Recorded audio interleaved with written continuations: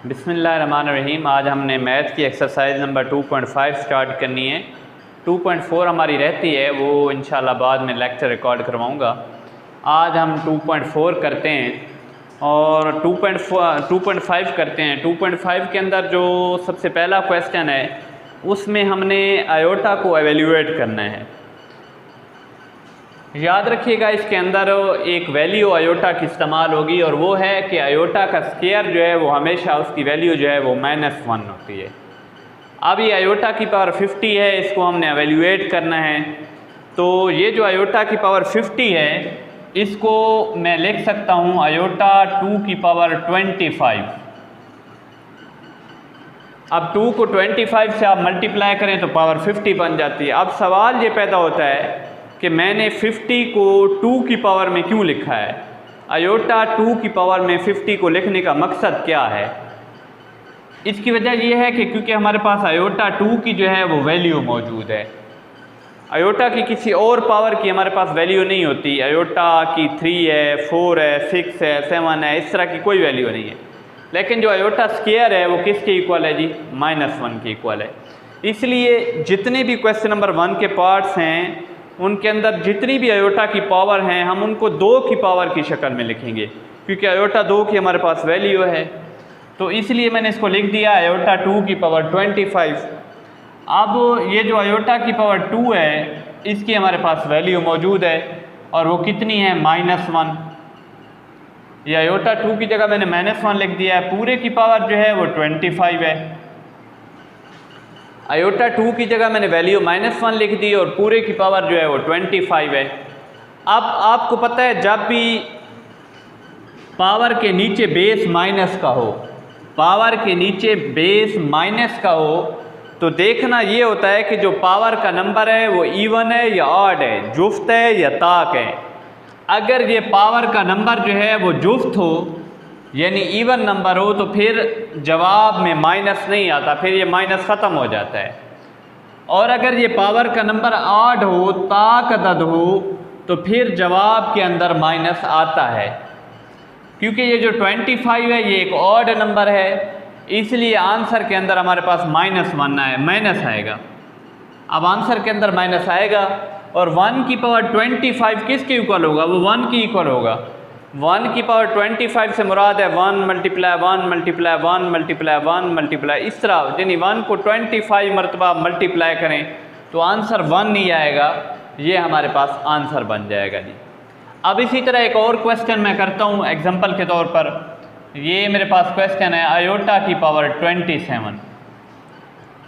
अब आयोटा की पावर जो 27 है इस पे डायरेक्ट 2 का टेबल नहीं जाता।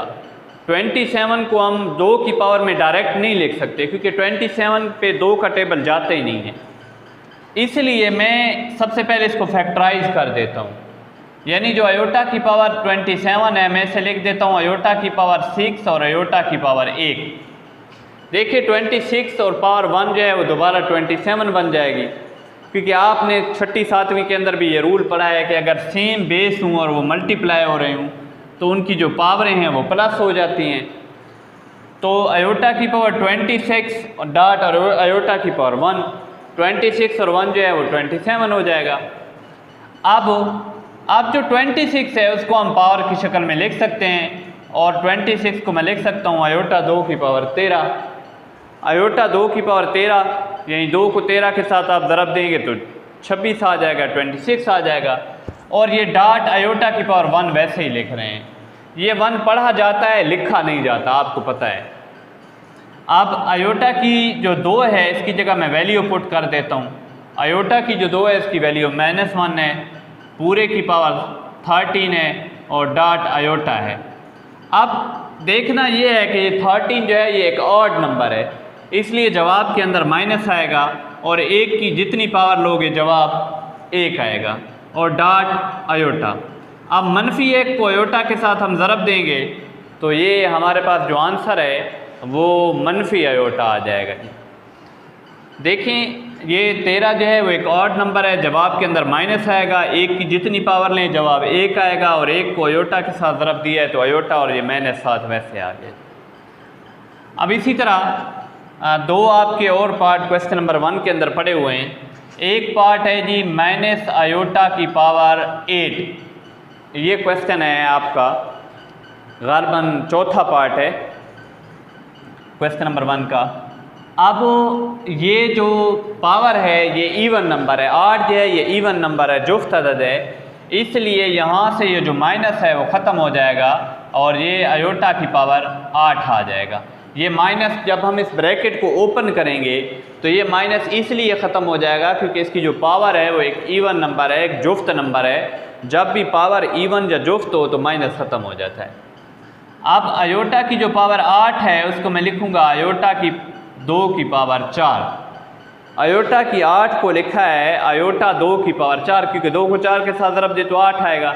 लेकिन ये ब्रैकेट लगाना ज़रूरी है, क्योंकि अगर आप ब्रैकेट नहीं लगाएंगे और ऐसे लिखेंगे आयोटा 2 की 4 तो इससे मुराद आयोटा की पावर 16 होगा, क्योंकि यहाँ 2 की 4 से मुराद है कि 2 को 4 बार ज़रब दें, 2 ज़रब 2 ज़रब 2 ज़रब 2, इसलिए ब्रैकेट डालें, क्योंकि जब आप ब्रैकेट डालेंगे तो फिर अदद से अदद डायरेक्ट मल्टीप्लाई होता है। अब जो आयोटा की पावर 2 है उसकी वैल्यू -1 है, पूरे की पावर 4 है। अब ये एक इवन नंबर है, 4 जो है वो एक इवन नंबर है, इसलिए यहाँ से जो माइनस है वो ख़त्म हो जाएगा और 1 की जितनी पावर ले जवाब 1 ही आ जाएगा। इसी तरह कोई और क्वेश्चन ले लें, इसी का एक और पार्ट पड़ा हुआ है माइनस आयोटा की पावर 5। ये क्वेश्चन पड़ा हुआ है माइनस आयोटा की पावर 5। अब जब हम ब्रैकेट को ओपन करेंगे तो जवाब के अंदर माइनस आएगा और इसे हम लिखेंगे आयोटा की पावर माइनस आयोटा की पावर 5 लिखेंगे।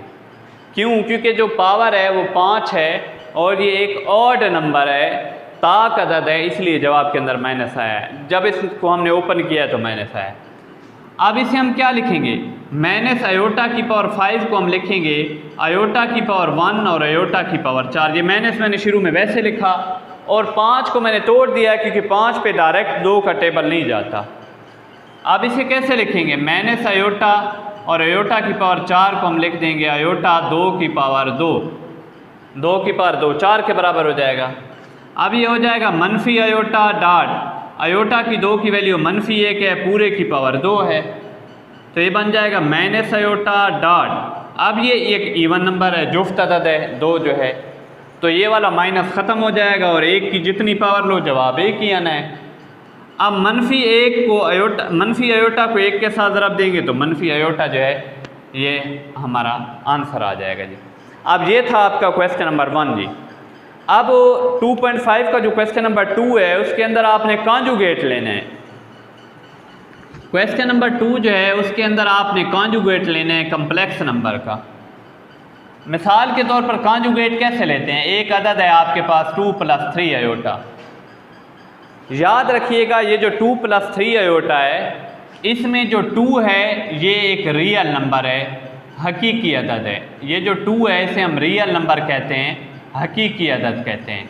और ये जो 3 है जो आयोटा के साथ मौजूद है इस पार्ट को कहा जाता है इमेजिनरी पार्ट। उर्दू में इसे गैर हकीकी हिस्सा भी कहते हैं या इमेजिनरी हिस्सा भी कहते हैं। कोई भी कम्प्लेक्स नंबर क्या होता है? जो रियल और इमेजिनरी दोनों हिस्सों पर मुश्तमिल हो। अब ये देख लें कि ये नंबर जो है ये 2 हिस्सों पर मुश्तमिल है, एक इसका रियल पार्ट है, एक इसका इमेजिनरी पार्ट है। इमेजिनरी पार्ट वो होता है जिसके साथ आयोटा मौजूद हो, तो ये 3 इमेजिनरी है और 2 जो है वो रियल है। ये आपका क्वेश्चन नंबर 3 है भी यही। क्वेश्चन नंबर 2 तो अब हम हल कर रहे हैं, क्वेश्चन नंबर 3 यही है कि रियल और इमेजिनरी पार्ट को अलग-अलग करें। जो आयोटा के साथ पड़ा होगा वो इमेजिनरी होगा, जो आयोटा के बगैर पड़ा होगा वो रियल होगा। अब इसका हमने लेना है कॉन्जुगेट। कॉन्जुगेट कैसे लेंगे जी? कॉन्जुगेट लेने का तरीकाकार ये है कि आप मिसाल के तौर पर 2 + 3 आयोटा का कॉन्जुगेट लेते हैं तो जो आयोटा वाला हिस्सा होता है उसका हम साइन जो है वो चेंज कर देते हैं। अब ये 2 + 3 आयोटा था तो इसका जो कॉन्जुगेट होगा वो 2 - 3 आयोटा के पीछे वाला जो साइन था वो हमने चेंज कर दिया। इसी तरह कोई भी ले लें, जैसे 5 - 4 आयोटा है तो जब हम इसका कॉन्जुगेट लेंगे तो ये 5 + 4 आयोटा हो जाएगा। बाद औक़ात एग्जामिनर क्या करता है कि वो ऐसे कर देता है 2 आयोटा प्लस 3, यानी तरतीब बिगाड़ देता है, जिससे स्टूडेंट से गलती हो जाती है, वो ये वाला साइन चेंज कर देते हैं। याद रखिएगा जो कॉन्जुगेट है उसके अंदर हमेशा आयोटा वाले हिस्से का साइन चेंज करते हैं, इमेजिनरी पार्ट का साइन चेंज करते हैं। तो अब इसका जो कॉन्जुगेट होगा वो होगा -2 आयोटा प्लस 3।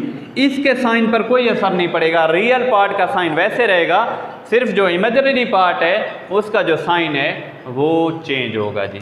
इसलिए अब ये इसका -2 आयोटा प्लस 3 लिखा जाएगा। ये आपका क्वेश्चन नंबर 2 हल हो गया। अब इसी तरह आपका जो क्वेश्चन नंबर 3 है उसमें रियल और इमेजिनरी पार्ट को आपने अलग-अलग करना है जी।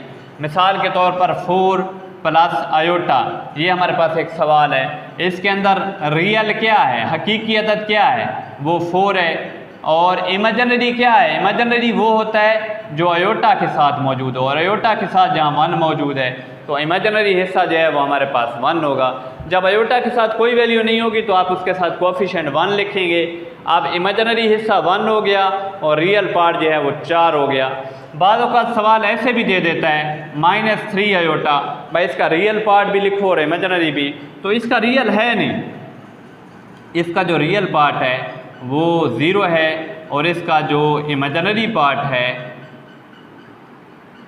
वो -3 है। अब देखो अगर साथ माइनस होगा तो हम माइनस लिखेंगे।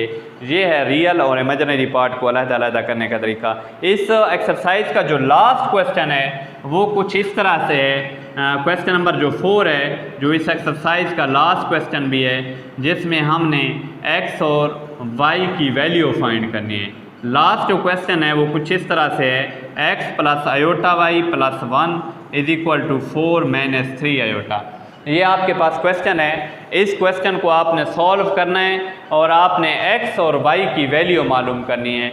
मैं क्या करता हूँ, सबसे पहले मैं ऐसा करता हूँ कि इसको तरतीब लगा देता हूँ कि रियल पार्ट को एक तरफ कर लेता हूँ और इमेजिनरी पार्ट को एक तरफ। ये देखें x भी रियल है और +1 भी रियल है, तो मैंने इसको तरतीब दे दिया है। पहले रियल पार्ट लिख लिया है और इसके बाद आयोटा वाला पार्ट यानी इमेजिनरी पार्ट लिख लिया है। मैंने इधर से ये तरतीब दे दिया है, यानी रियल पार्ट को तरतीब दे दिया है और फिर इमेजिनरी पार्ट लिखा है। इधर से तो पहले से तरतीब मौजूद है।